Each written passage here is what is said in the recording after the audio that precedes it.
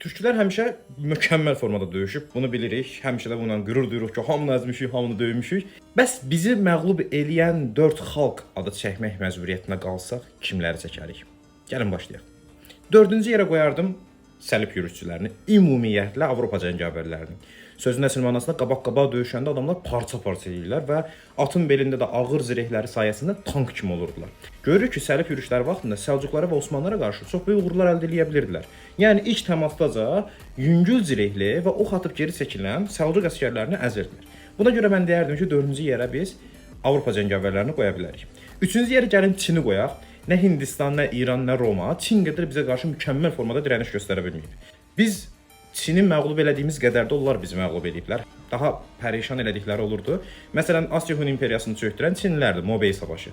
Adamların bizə qarşı formalaşdırdıqları savaş texnikaları, üsulları mükəmməldir yəni. Təbii ki, biz də güclü döyüşçü olmuşuq deyə bizi udmaq üçün bu qədər inkişaf ediblər. İkinci yerə Rusiyanı qoymaq gərəkdir, şübhəsiz.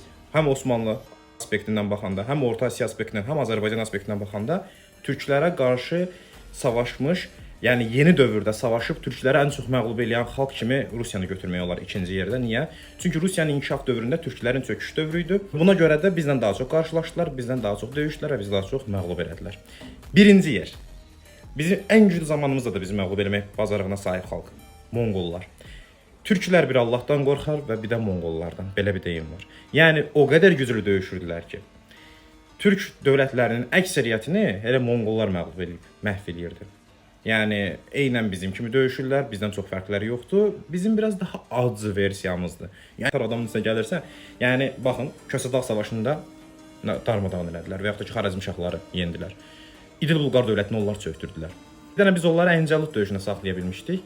Amma yəni yenə deyirəm, təbii ki, Monqol ordusunun da böyük qismi türk ola bilər. Bəli, onun üzərindən 7-si deyəsən türk sayılırdı.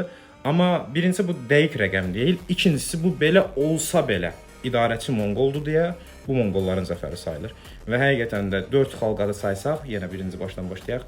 4-cü yerə qoyuruq kimi? Unutdum. Avropa cəngavərlərini. Sonra qoyuruq bir dənə ora Çini, sonra qoyuruq ora Rusiyanı, daha sonra isə qoyuruq Monqolları.